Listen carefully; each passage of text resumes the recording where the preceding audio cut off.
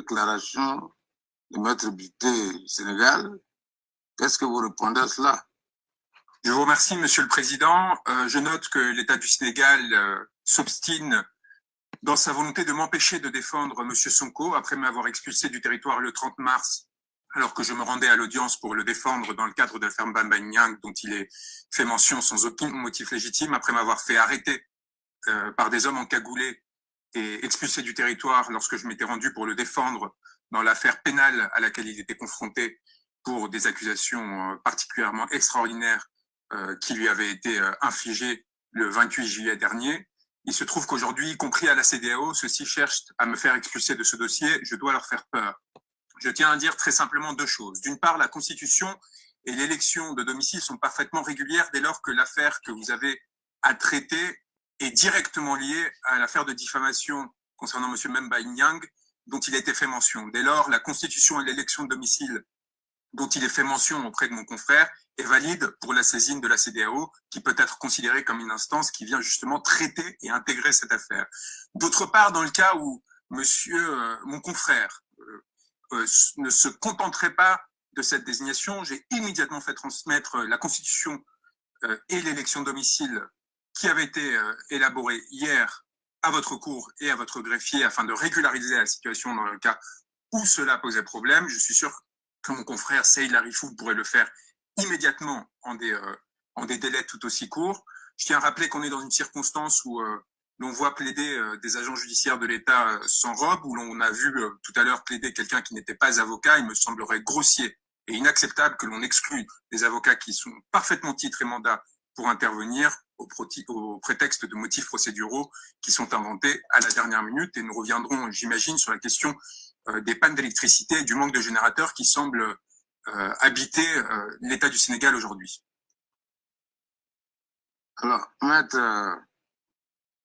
la Cour vous remercie pour une plaidoirie, mais la Cour voudrait attirer votre attention, votre aimable attention bien sûr, sur ce que vous dites et qui à un certain moment peut être interprété comme une injure à la Cour lorsque vous soutenez que vous êtes surpris de voir des gens plaider sans robe. Que voulez-vous dire par là? Je suis absolument un avocat, il s'agit du représentant d'un État. Et regardez bien les protocoles. Les États sont représentés par un agent qui peut se faire assister par un ou des avocats. Montrez-moi les chapitres ou l'alinéa qui interdit que les représentants des États, alors que ceux qui sont en charge du dossier, ils ne peuvent que se faire assister d'un avocat ou des avocats, ou il leur est interdit de parler dans la cour. Je suis tout à fait d'accord avec vous, Monsieur le Président. Non, vous n'êtes pas d'accord avec moi, cette situation. Je suis tout à fait d'accord, je tenais simplement à indiquer que, première précision. Dans ces circonstances. Première précision. Oui. Deuxième précision. Alors, je ne sais pas si vous connaissez un peu la nomenclature des juridictions. Comment pouvez-vous vous soutenir devant une cour communautaire, celle de la CEDEAO, une cour de défense des droits de l'homme qui se préoccupe de la protection des gens? Que le fait d'être constitué dans une procédure devant une juridiction répressive sénégalaise était valable comme constitution devant la Cour de justice de la CEDEAO. Là aussi, je suis comme vous juriste et je m'interroge sur vos propos. Alors, il faut éviter le sensationnel et il faut éviter la victimisation. Quand vous êtes devant une cour, plaidez en droit, c'est mieux. Ceci étant, la Cour revient vers vous pour vous demander est-ce que, oui ou non, vous avez écrit au bâtonnier de l'ordre des avocats de Dakar pour lui dire vos intentions de vous constituer dans cette procédure. De 2, est-ce qu'il vous a répondu par l'affirmative? Et de 3, s'il vous a répondu par l'affirmative, est-ce que vous avez fait le courrier pour déposer? Voici les 3 questions que la Cour vous pose.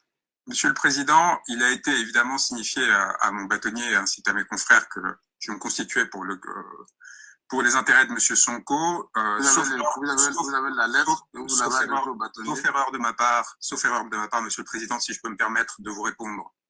Sauf erreur de ma part. Est-ce que vous avez sauf erreur de ma part, Monsieur le Président. Sauf erreur de ma part, Monsieur le Président.